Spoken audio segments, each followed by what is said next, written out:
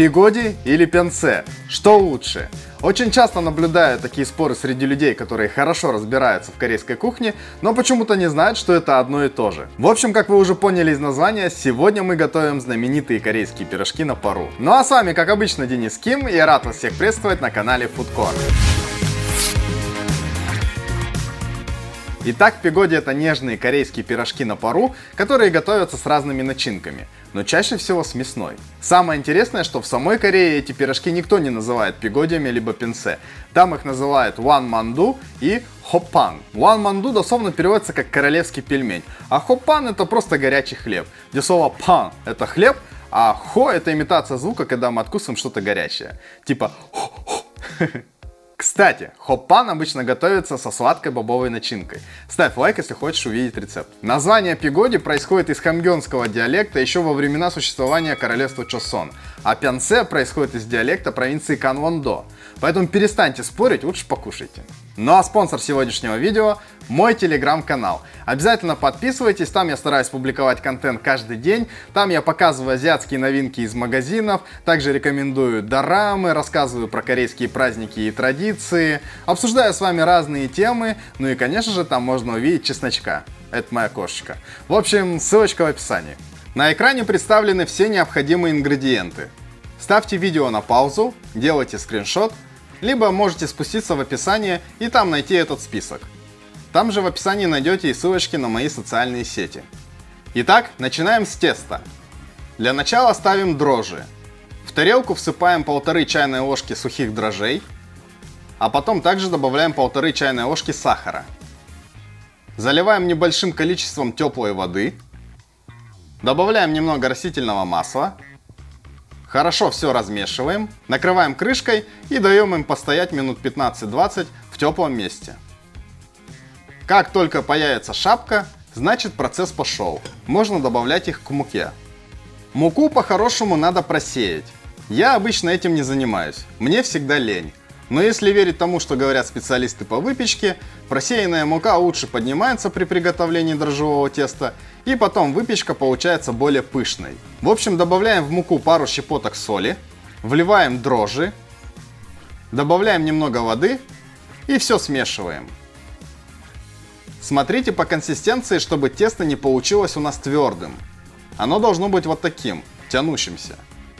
Далее кладем тесто в глубокую миску, смазанную небольшим количеством растительного масла, чтобы оно потом не прилипло. Накрываем крышкой и убираем в теплое место, примерно на час-полтора, пока тесто не поднимется. Пока тесто поднимается, приготовим начинку. Сначала нам надо нарезать овощи. Нарезаем репчатый лук. Его режем на маленькие кубики. Далее мелко шинкуем капусту. Она придаст начинке сочность. Нам нужно переложить ее в глубокую миску, посолить парой хороших щепоток соли, перемешать и пожамкать как следует, чтобы из нее вышла лишняя влага. Даем ей немного постоять. Обычно на это уходит примерно 15-20 минут. Следующим измельчим чеснок. Можете просто нарезать мелко, можете использовать чеснокодавку, а можете раздавить ножом и потом измельчить. Зеленый лук мелко шинкуем. Можете взять любую другую зелень, какая вам нравится. Далее начинку надо приготовить. В глубокую сковороду добавляем примерно 2-3 столовые ложки масла. Как сковорода разогреется, кладем жариться репчатый лук. Буквально жарим пару минут и следом добавляем фарш. Фарш обжариваем на сильном огне до полуготовности, примерно 4 минуты. И далее закладываем капусту, предварительно слив выделившуюся из нее жидкость.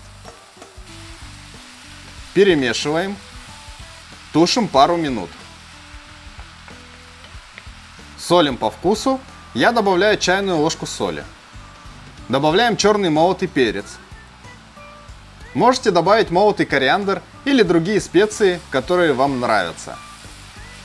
Если хотите поострее, то можете добавить красный молотый перец. Через пару минут кладем чеснок и зеленый лук, ну либо другую зелень. Тушим все еще 3 минуты. Когда испарится вся жидкость, начинка готова.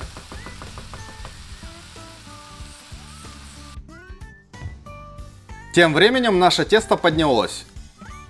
Надо его хорошо промять, а потом снова оставить ненадолго, примерно на минут 15-20, чтобы оно поднялось второй раз. Вообще этот шаг не обязателен, но когда меня учили готовить пигоди, мне сказали, что если этого не сделать, то пирожки могут не получиться. Теперь делим тесто на 2 половины. Раскатываем в толстую колбасу. Далее делим на несколько частей, примерно одинакового размера.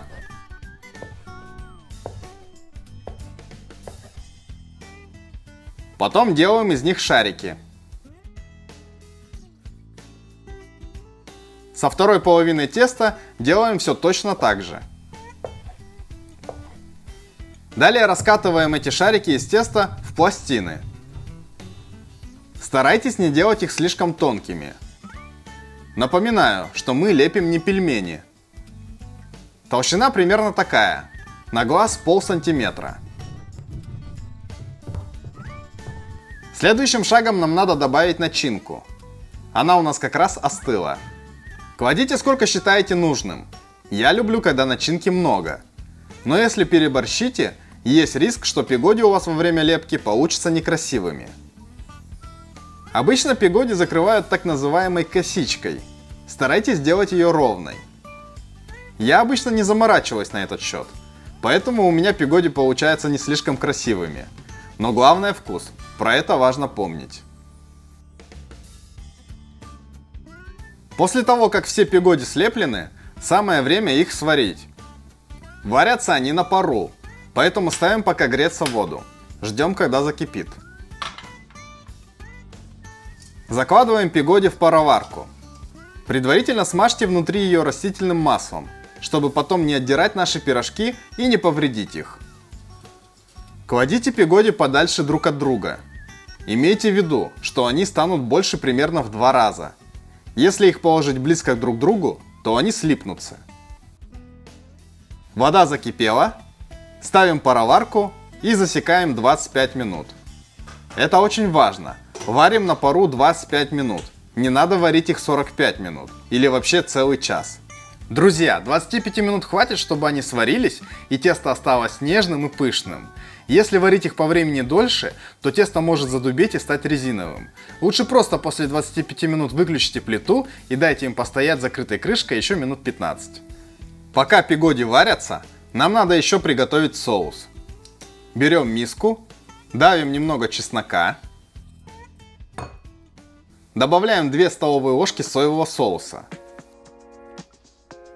столовую ложку 6% рисового уксуса, кладем чайную ложку сахара, красного перца по вкусу, перемешиваем и все, готово. Подавайте пигоди на стол горячими, соусом и другими корейскими закусками. Приятного аппетита!